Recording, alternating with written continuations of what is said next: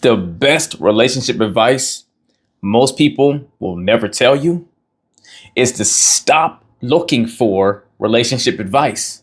I know it sounds counterproductive to what I do, right? So, really hear what I'm saying. It's not bad to seek advice, but you should only seek advice from someone who already has the results you're looking to have. Right? If they're saying something to you, if they're not a living representation of the words they speak to you, they're not getting the actual outcome they're trying to advise you on or towards, don't listen to them. Or if they're not a professional that does something like I do, or a counselor, or someone that spends their life working on nothing but how to fix, repair, and build healthy relationships. Or to put a little cherry on top, someone that does what I do and spends their life learning these things to build those healthy relationships and has the results to back it up. They're living the things that they even learn and teach people. So if it's not one of those two dynamics or both of them blended into one, stop seeking advice from people that can't even help you give sound advice towards the results you're trying to get. But here's a piece that layer I want to add to that. Even for the people that are getting the results or the professionals that teach on these things like I do, I don't want you to become dependent on the advice. See, there's nothing wrong with seeking the advice, but a lot of you are binging the advice. You become addicted to it. It's become your only way to navigate your relationships. Understand the number one reason people seek relationship advice is for validation and clarity. Those are the two huge ones because they haven't built the muscles, the skills, and the tools to be able to 100% confidently have their own sense of validation about their feelings or about the circumstances going on and how they may have operated in it or whatever, and the tools to provide their own sense of clarity to make a sound judgment call on what needs to happen next, or if they need to go back and make something right that they feel they were a part of a contribution to a problem or something. So if this is you, first thing you're seeking is validation of your feelings, to feel understood and reassured that the emotions and things that you're feeling are justified and valid. You're looking for clear, concise, practical steps you can take to address your concerns. You're looking for the assurance that your relationship can get better and that you'll have the strength to make the right decision. And you're looking for perspective on your partner's actions, intentions, so you can try to decode their behaviors to make sense of what's happening on their end. You're trying to find deeper meaning. Now, I'm telling you this, right? Because these are the core four areas you need to work on for yourself to be able to come to these decisive and, efficient conclusions on your own, right? Although I know, hey, you like maybe and appreciate the advice, I know I'm appreciative that you guys allow me to serve you guys, right? And that I'm helping a lot of you. But I don't want you to be dependent on me either, right? I want you to get better. I want you to learn how to fish, right? So you can now go out there and be confident in your ability to go and make these sound choices and decisions on your own. So the way you find that validation, figure out the action steps you need to take and feel confident in it, right? Feel encouraged like things can get better and that you will get there, and learn how to understand what your partner's actions mean and so forth to bring all the clarity you need. The first place you have to begin is getting clear on what is accurate for you. What are your truths, down to the floorboards, the studs, on what is healthy, what is not for you, right? What is righteous, what is not, what fits inside a certain moral compass, what principles are accurate, right?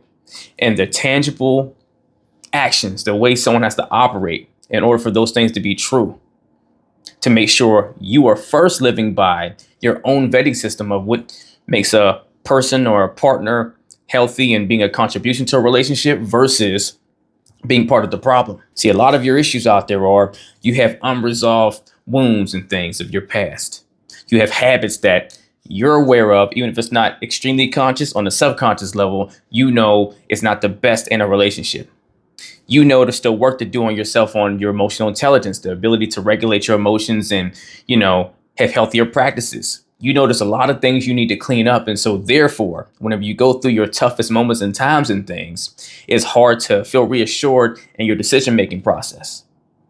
And when I say wounds, a lot of those wounds are self-acceptance and self-love problems, to where you're not 100% sure that you're valuable and worth what you deserve or what you want in a relationship. So sometimes you question whether the experience you're getting from your partner that maybe doing some toxic things is okay, or if it's right, or, if that's normal. And even if you haven't had examples around you growing up that showed you the healthiest way in a relationship and all that, the reason why you haven't made your own confirmation on what that looks like for you is because you haven't gotten clear on vetting what that feels like and what that experience is like in your own world. So I need you to take the due diligence of time to yourself to really sit down.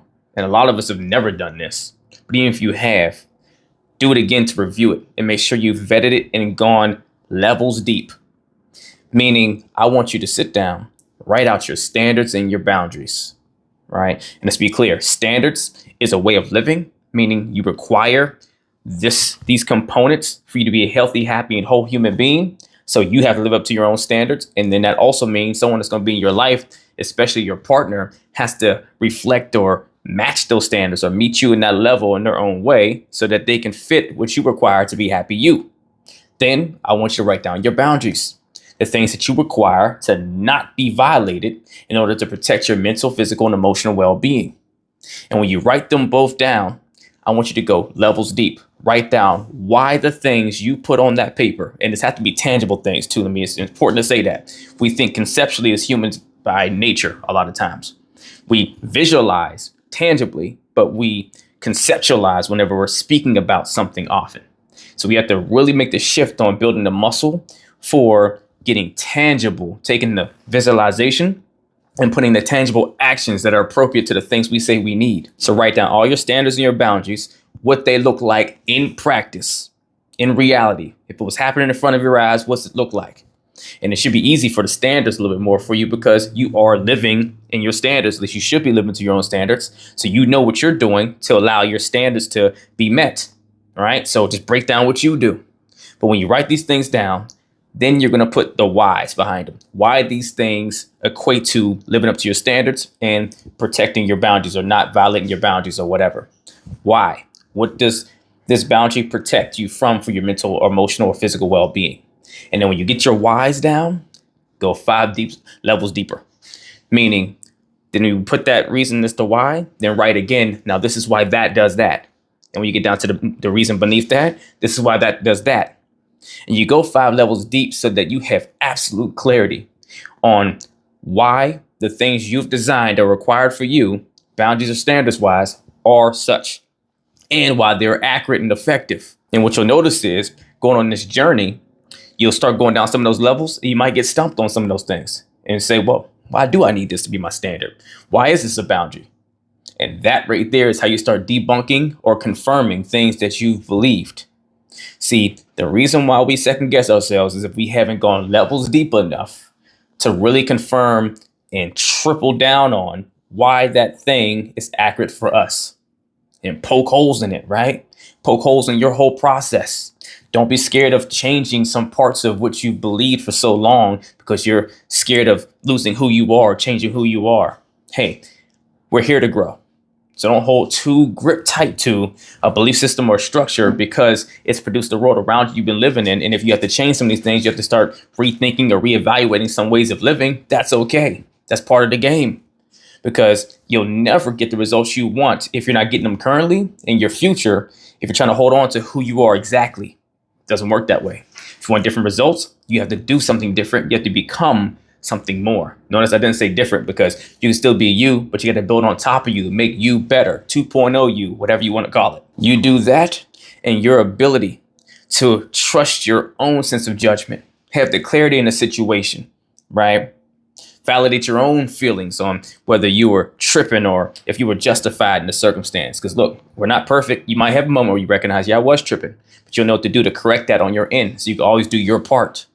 But here's the gift in this. The more you become better you, more healthy and more whole in the way you're operating, then now you'll understand healthy humans better and why people do certain things that may be unhealthy. Because maybe you've grown from a certain space that maybe they're still in. You'll be able to identify the missing pieces to where now you won't need to ask advice so much for why your partner's doing something that might seem unhealthy, because you'll understand where it's coming from if you're healthy enough to identify it. If you need help learning how to build this type of tools and skill set so you can trust your own judgment and your own guidance for yourself to make the best decisions and get the best results in your relationships, email or DM me the word coaching and we'll get to work as long as you're truly ready to put the work in. If you're not ready for one-on-one coaching, you don't have the time or the space for it, then email or DM me the word revival to join my Relationship Revival Hub community. So where you can learn the same things I teach my clients one-on-one at your own pace on your own time, with my live weekly coaching lessons and Q&A sessions to where I can answer questions you have directly.